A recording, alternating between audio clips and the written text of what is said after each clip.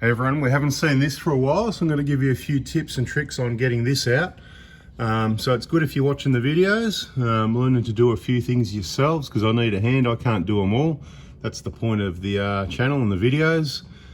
But this one, he's having a bit of trouble getting it out. The number one reason these don't come out is because they've been over tightened, but it's never a drama. So I'm going to run through quickly how to get this out. It's quite simple, and don't do some of the things everybody else tells you to do. So don't whack it on the end, because that'll wreck the plug from the start. As soon as you hit it, it's soft, reasonably soft, and you'll damage the surface, and then the sump plug will leak. It will need to be replaced if you do that. I'd advise having a spare one, whether it's a genuine like this or a aftermarket Kaon one, before you do your first front diff oil change. After you do that, torque it to specification, then you'll be able to get it out no problem next time, regardless of which one it is. Like I said, the reason it doesn't come out, it's been over tightened. Make sure you clean everything, get all the dirt out of the hole before you have a go at it, and use a quality 10mm Allen key, like we use that one there, mate, you know, Germany, whatever. Check the playlist. It's probably this sort of video I'll throw in the playlist, diffs and lockers, something like that.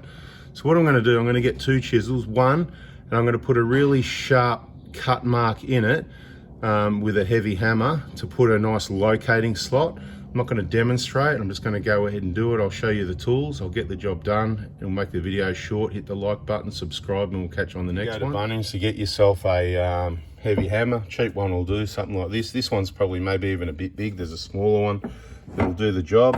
You need a little chisel that's reasonably sharp like that to put an indent. And once we're done, we've got a big flat one to open the plug. So put the camera down and get into it. Safety glasses and gloves on. I went for the smaller hammer. The big one didn't feel right, so this is the one I'm talking about. This is the one probably everyone should have.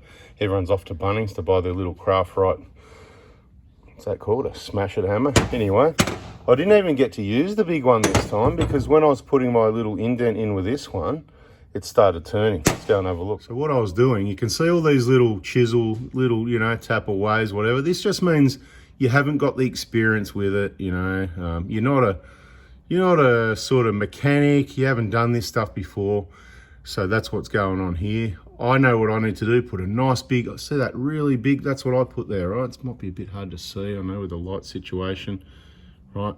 The next one is get that flat one in there and go boom. But while I was tapping that, it just started turning. So it's all good news. This plug's coming out. Problem solved, and bada bing, bada boom. Okay, so the replacement plug from Kaon. There's your part number if you're on the kaon.com.au website. And don't forget the discount code, same as this YouTube channel, 4B4 diesel. Just punch in that word to the discount codes. Comes with a washer on it. Beautiful. You supply that, we don't. So you get it. If you're going to do your own front diff change, you probably want to buy yourself one of these for if it all goes pear shaped, and this upgrades it to a 24mm. So I'm not saying you need to do that, but it's a solution. We don't keep them in stock. You need to do this, people. Bada bing. The other mistake people make is sometimes a double washer. So don't forget, if it doesn't come off, to remove the old washer.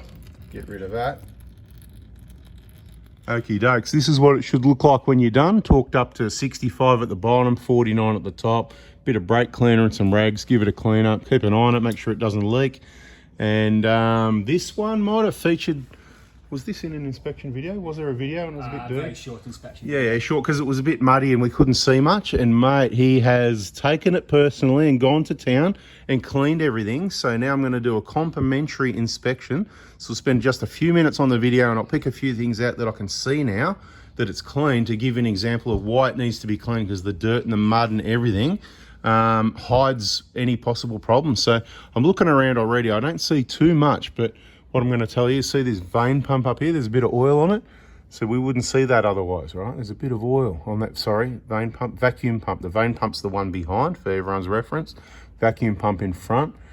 Not something to worry about. I don't think it's the O-ring leaking. I think it's the pump itself just a little bit.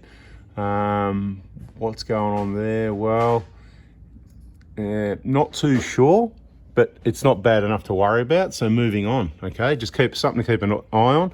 Like that little bit of oil there on the, you know, it's just like keep an eye on it. Let's look for something that matters.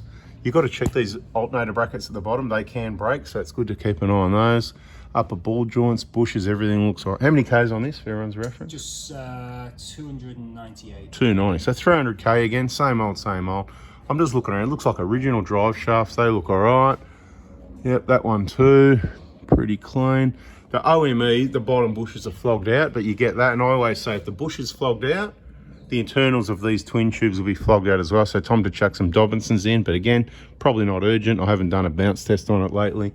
I'm really having a look around. Really struggling on an old Prado to find a problem. No oil really under the turbo. Everything under here looks all right. The plug's not... Oh, the plug's been sealed. Just got dripped on the head by the bloody aircon. There it is again. Okay, so anyway, let's talk about that for a minute because we haven't really seen that drip coming out there. That's the drip coming. It just works its way down from the aircon anyway. So, oh, it's bloody clean now. Look at this, mate. Hey, good work. Hope you got your raincoat on over there. Oh, this is good, mate. You've been under there with a rag. Give that a bit of a wipe too. Beautiful. Probably a little bit more clean while you're at it. You know, let's get a bit more into it next time and get all that. If you're cleaning, let's just get it all off. But this is looking good. For a quick look, rear brakes. Did we talk about rear brakes last time? I reckon they're down a little bit. From what I can see without pulling the wheels off, they've got about 40% left, so they're not too bad, but I'd probably order a set from lsiauto.com.au, another place you can use that discount code, 4x4 diesel. Save some extra money. Fuel hose looks like it's been done. It's pretty clean under here. Tyres look all right. Tyres are good. Did you put the tyres on it? You must have.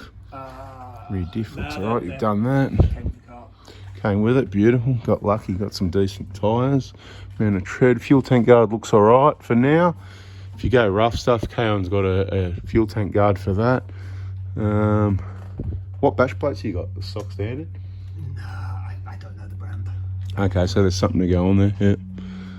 If you're interested in the K-on, anyone watching this video, I'm trying to round up how many people would want the K-on bash plates for their 120 made out of the X700, the Strenix, so lighter and stronger, because we're going to need to get about 50 people together for them to produce those. And we're at about 5, 6 or 7 at the moment. So tell your friends, what do you reckon? Would you do? It'd be $750 for the front sump, the two-piece sump guard. Is that too much? Or probably too much for the moment. Yeah, over-capitalising. Yeah, capitalising. Cool. Good to know. That's what we want to hear, people, the truth.